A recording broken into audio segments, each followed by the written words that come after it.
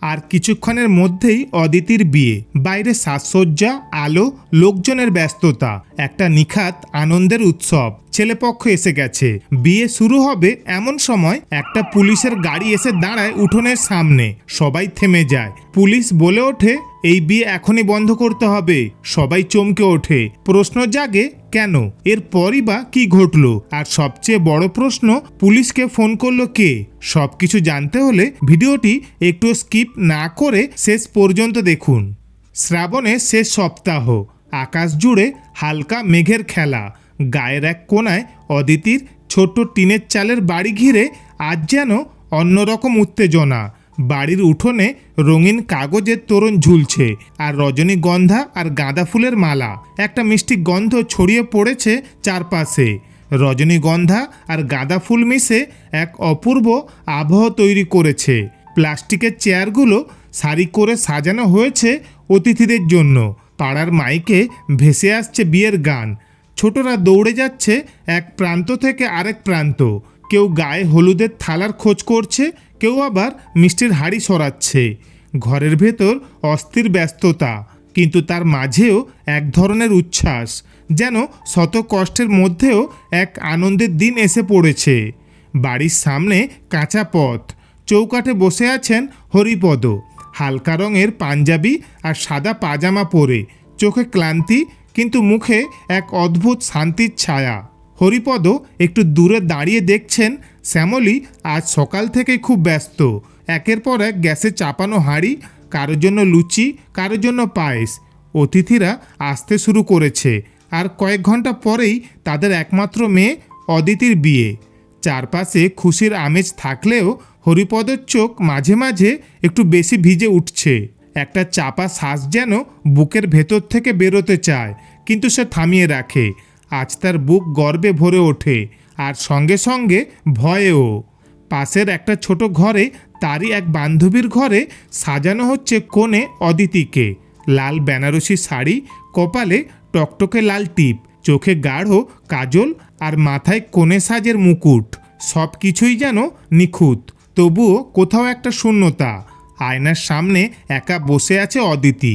সাজানো চুলের কিছু গুচ্ছ আলগা হয়ে কপালে পড়ছে, আর সে তার বারবার পিছনে ঠেলে দিচ্ছে।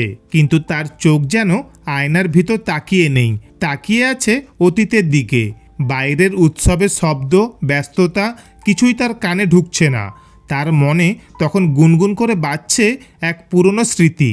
আয়নার সামনে বসে থাকা অদিতির চোখে তখন ভেসে উঠছে তার শৈশব থেকে শুরু করে আজকের দিনটা পর্যন্ত একটা দীর্ঘ সংগ্রামের পথ। অদিতি বড় হয়েছে এক গরিব ঘরে। তার বাবা হরিপদ পেশায় রিক্সাওয়ালা। ভোরবেলায় হরিপদ তার রিক্সা নিয়ে বেরিয়ে পড়ে। ঘরে ফেরেন সন্ধে নামে যখন। শরীর ভাঙা, কিন্তু মুখে কোনো অভিযোগ নেই। মা শ্যামলী নীরব সংগ্রামী। নিজের সংসার সামলে পাশের কয়েকটি বাড়িতে কাজ করেন। কারো বাসন মাজা, কারো কাপড় ধোয়া, আর সেই টুকরো টাকাতেই ঘরের চাল ডাল জোগাড় হয়। এমন অনেক দিন গেছে যেদিন হরিপদ খালি হাতে ফিরেছেন। কিন্তু অদিতির পড়াশোনা থেমে যায়নি কখনোই। ভাঙা ছাদের নিচে কুপির আলোয় পড়ে বড় হয়েছে সে। বাবা মা নিজের আহার বাঁচিয়ে তার স্কুল আর হাই স্কুল ফি জমা দিয়েছেন। স্কুলের গণ্ডি পেরিয়ে 12 পর্যন্ত পড়েছে। তারপর সংসারের চাপে কলেজে আর ভর্তি হতে পারেনি। চাকরির স্বপ্ন দেখেছিল ঠিকই, কিন্তু পরিস্থিতি তাকে টেনে এনে বসায় সেলাই মেশিনের সামনে। এখন সে পাশের পাড়ায় এক মহিলার দোকানে টেলারিংয়ের কাজ করে, যেখানে রোজগার কম, কিন্তু মা বাবার মুখের হাসি রাখার মতো যথেষ্ট। এই সামান্য রোজগারের মধ্যেই মা শ্যামলী একটু একটু করে কিছু সঞ্চয় করতেন, কারণ তার এক পুরনো শখ ছিল মেয়ের বিয়েতে সোনার একটা হার দেবেন। কিন্তু ভাগ্য যেন থামেনি। একদিন সকালে অদিতি দেখল মায়ের হাত থেকে সেই শেষ চুড়িটাও উধাও হয়ে গেছে।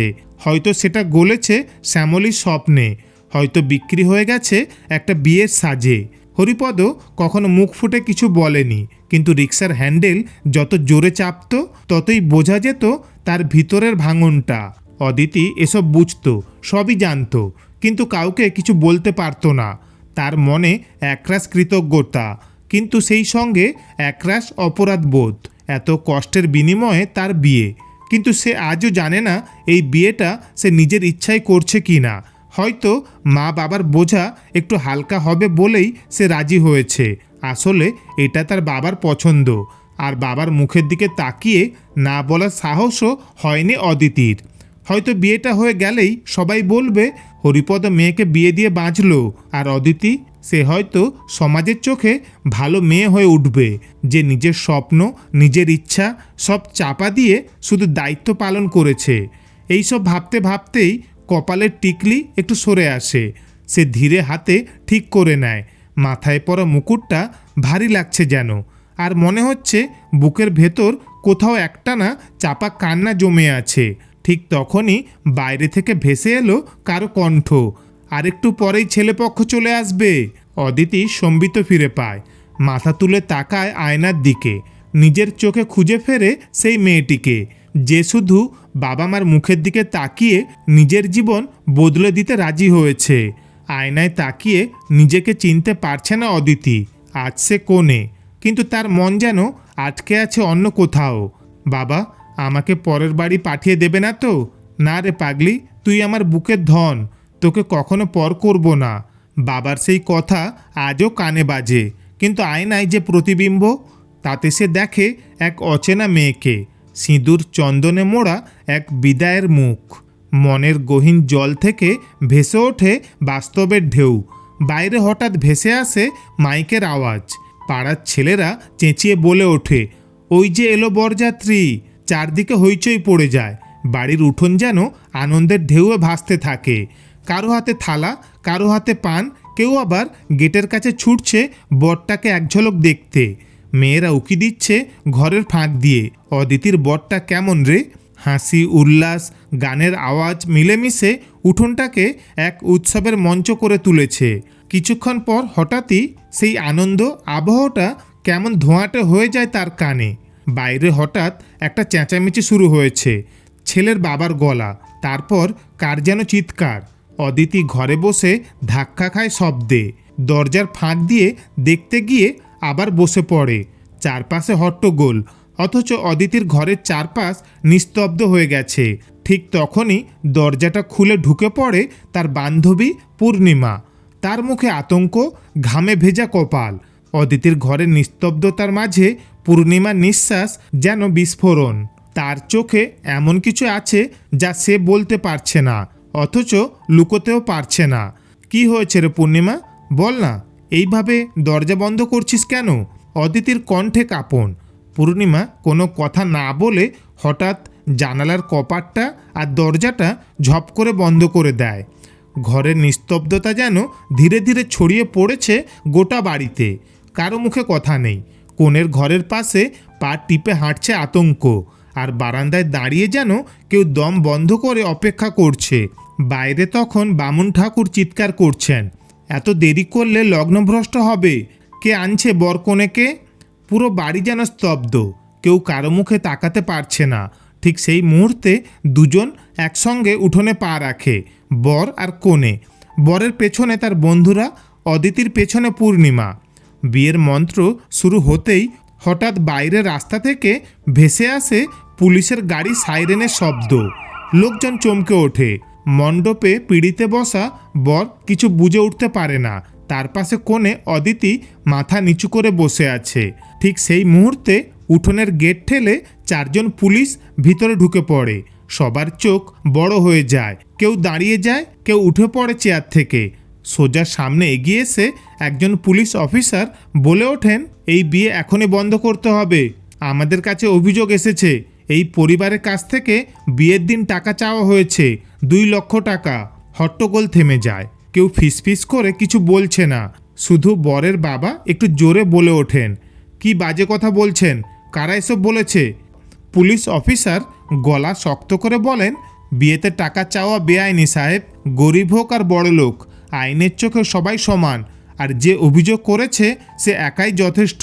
মণ্ডপে মুহূর্তের জন্য নীরবতা, সবার চোখ মুখে বিস্ময়। ঠিক তখনই একজন বরযাত্রী কৌতূহল নিয়ে বলে ওঠে, কে করেছে ফোনটা? কারা আপনাদের খবর দিল? সকলে তাকিয়ে থাকে অফিসারের দিকে। তিনি এক মুহূর্ত থেমে শান্তভাবে বলেন, এই ঘর থেকেই ফোন করা হয়েছে। আপনারা নিজেদের কাছে একবার প্রশ্ন করুন, কার এমন সাহস ছিল যে অন্যায় মেনে নেয়নি? সবার দৃষ্টি ধীরে ধীরে ঘুরে যায় মণ্ডপের দিকে। সেখানে বসে আছে অদিতি। সে ধীরে ধীরে উঠে দাঁড়ায়, মাথা উঁচু, চোখে অশ্রু, মুখে এক অদম্য দৃঢ়তা। সিঁদুর চন্দনে মোড়া মুখটা যেন বলে দেয়, আমি কোনো বোঝা নই, আমি ন্যায়ের পাশে দাঁড়াতে জানি। তখনই অফিসার পকেট থেকে মোবাইল বের করেন। আমাদের কাছে একটি ভিডিও প্রমাণও আছে, দেখুন। ছেলের বাবার কণ্ঠ, এই বিয়ে করতে হলে এখনই 2 লক্ষ টাকা দিতে হবে। বিনা টাকায় আমার ছেলে এই বিয়েতে বসবে না। তারপরই শোনা যায় মেয়ের বাবার কাঁপা গলা, বিআইমশাই, আপনারা তো প্রথমে বলেছিলেন কিছু দিতে হবে না, শুধু মেয়েকে দিলেই হবে। আজ হঠাৎ করে এমন দাবি করলে আমরা কোথা থেকে এত টাকা দেব? আমরা তো গরিব মানুষ, দয়া করুন, আমাদের মেয়ে লগ্নভ্রষ্ট হয়ে যাবে। ছেলের বাবা ঠান্ডা গলায় বলছেন, বাকি কথাবার্তা পরে হবে, এখনই টাকাটা দিলে বিয়ে হবে, না হলে আমরা ছেলে নিয়ে চলে যাচ্ছি।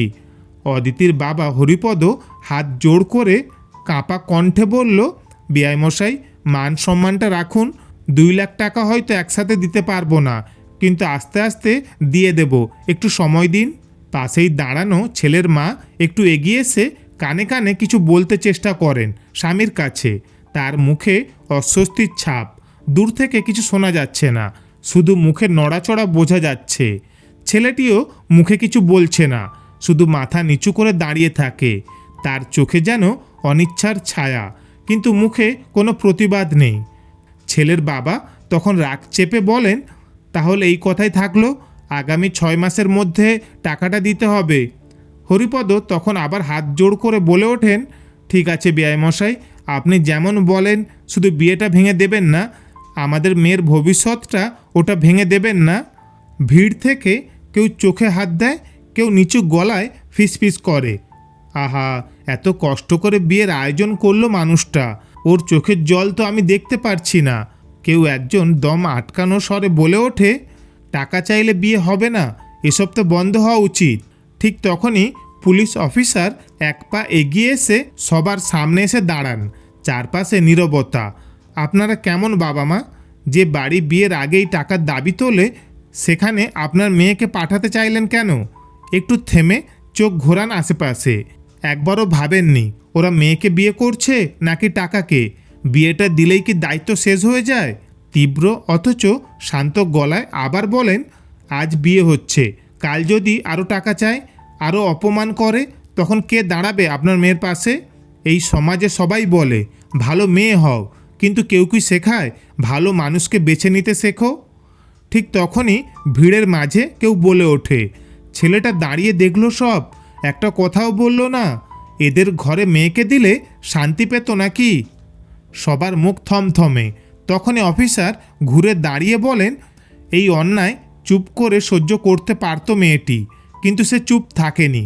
সে একা দাঁড়িয়েছে পরিবারের পাশে, সত্যের পাশে। একটা ফোন করেছে আইনের কাছে, ন্যায়ের কাছে। সবার দৃষ্টি তখন ধীরে ধীরে ঘুরে যায় মণ্ডপের দিকে। অদিতি দাঁড়িয়ে আছে মাথা উঁচু করে। অদিতির চোখ ছলছল করে ওঠে, তবু সে নিজেকে সামলে নেয়। তার গলায় এক আশ্চর্য দৃঢ়তা, ঠোঁটে কাঁপুনি, কিন্তু চোখে আগুন। আমি কোনো বোঝা নই। এই সমাজে আমরা মেয়েরা সবসময় নীরব থেকে সহ্য করি, তবে আজ আমি জানিয়ে দিতে চাই, ভালো মেয়ে মানে চুপ থাকা নয়, ভালো মেয়ে মানে অন্যায়ের মুখোমুখি দাঁড়ানো। আমার মা বাবার মাথা নিচু হোক, সেটা হতে দেব না। চারপাশে নিস্তব্ধতা। ঠিক তখনই কেউ একজন আস্তে করে বলে ওঠে, তাহলে ফোনটা করেছিল অদিতি? অফিসার অদিতির দিকে এক দৃষ্টিতে তাকিয়ে বলেন, তুমি শুধু নিজের পরিবারকে নয়, এই পুরো সমাজকে শিক্ষা দিলে। পূর্ণিমা ধীরে এসে অদিতির পাশে দাঁড়ায়। তুই সত্যি সাহস দেখিয়েছিস, তুই আমাদের গর্ব। হরিপদ কাঁপা কণ্ঠে মেয়ের দিকে তাকিয়ে বলে, তুই তো সত্যিই আমার ছেলে মেয়ে দুই, আজ আমি গর্বিত। চারদিকে তখন নিস্তব্ধতা। আনন্দে গমগম করা উঠোন যেন হঠাৎ থমকে গেছে। মাথা নিচু করে দাঁড়িয়ে থাকা মানুষগুলো নিঃশব্দে কিছু বলছে না, শুধু সোনার ভঙ্গিতে দাঁড়িয়ে আছে। পুলিশ তখন ছেলেটি ও তার বাবা মাকে নিয়ে গাড়ির দিকে হাঁটছে। বাতাসে এক ধরনের ভারী নিঃশ্বাস জমে আছে। সম্মানহানির, অপমানের, অনুতাপের। ঠিক তখনই ছেলেটা বাবার পাশে ধীরে হাঁটতে হাঁটতে নিচু গলায় বলে, টাকাটা চাওয়ার কি খুব দরকার ছিল বাবা? শুধু শুধু সব কিছু শেষ করে দিলে। মান সম্মান আমাদের মুখ দেখানো মুশকিল হবে এখন। ছেলের মা থেমে মাথা নিচু করে কাঁপা গলায় বলে, আমি তো আগেই বলেছিলাম, কিন্তু তুমি শোনোনি। অদিতির মতো মেয়ে সবসময় মেলে না। ছেলের বাবা চুপ করে থাকে, চোখ নামিয়ে ফেলে, মুখে কোনো কথা নেই। সেই নীরবতা যেন আজ তার সবচেয়ে বড় জবাব। আর পুলিশ ধীরে ধীরে তাদের গাড়ির দিকে এগিয়ে নিয়ে যায়। পাশে দাঁড়ানো একজন প্রবীণ বলে ওঠেন, ছেলেরা নয়, আজ সাহস দেখালো এক মেয়ে, চোখ খুলে দিল আমাদের সবার। আগে বলতাম মেয়েরা তো দুর্বল, আজ দেখলাম সাহস আসলে মেয়ের বুকেই বেশি। আসলে ভালো মেয়ে হওয়া মানেই চুপ থাকা নয়, ভালো মেয়ে হওয়া মানে অন্যায়ের বিরুদ্ধে দাঁড়ানো। অদিতি শুধু নিজের বিয়ে ভাঙেনি, ভেঙেছেন একটা নোংরা নিয়ম, একটা ভয়। তো বন্ধুরা, আপনাদের মতে অদিতি কি ঠিক করেছে? সেটা কমেন্টে জানিও। তোমাদের একটা লাইন হয়তো অন্য কাউকে সাহস জোগাতে পারে। আর হ্যাঁ, গল্পটি কেমন লাগলো সেটাও অবশ্যই কমেন্টে জানিও। আর ভালো লেগে থাকলে একটা লাইক আর শেয়ার করো প্রিয়জনদের সঙ্গে। ধন্যবাদ, ভালো থাকবেন।